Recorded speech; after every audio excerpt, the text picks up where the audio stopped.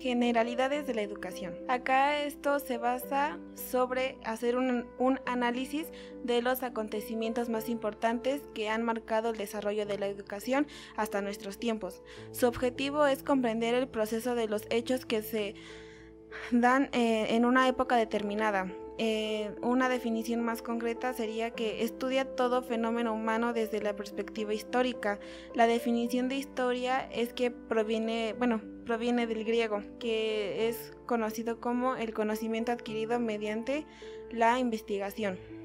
Las categorías del análisis se refieren a la temporalidad, su espacialidad, su periodo, la sincronía, la diacronía y su permanencia.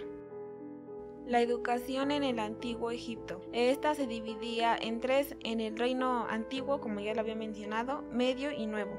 En el reino antiguo se encuentran los escribas, que eran los únicos que conocían la técnica de la escritura. Tenían un estatus social mucho más alto. En estos escribían con unos símbolos llamados jeroglíficos. Cada uno tenía un significado. Recordemos que su enseñanza era basada en la moral y conductas correctivas. Los kagemi, su mayor característica eran los consejos de sabiduría práctica. El faraón era considerado una deidad en la tierra. Su religión era antropomorfa. Esto quiere decir que sus deidades eran mitad humano y mitad animal.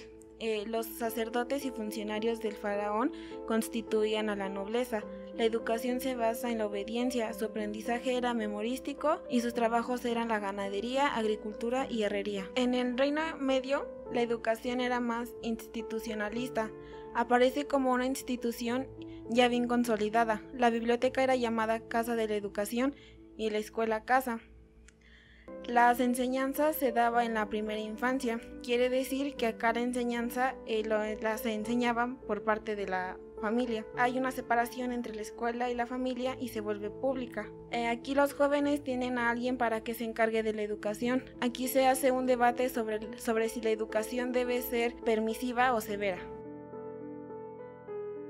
En el Reino Nuevo hay un enriquecimiento de la literatura, pues hay gran cantidad de textos y aquí se aprecia la práctica que tenían los castigos. En la educación en Grecia hay una separación de proceso educativo según la clase social. Aquí la tendencia hacia la democracia educativa.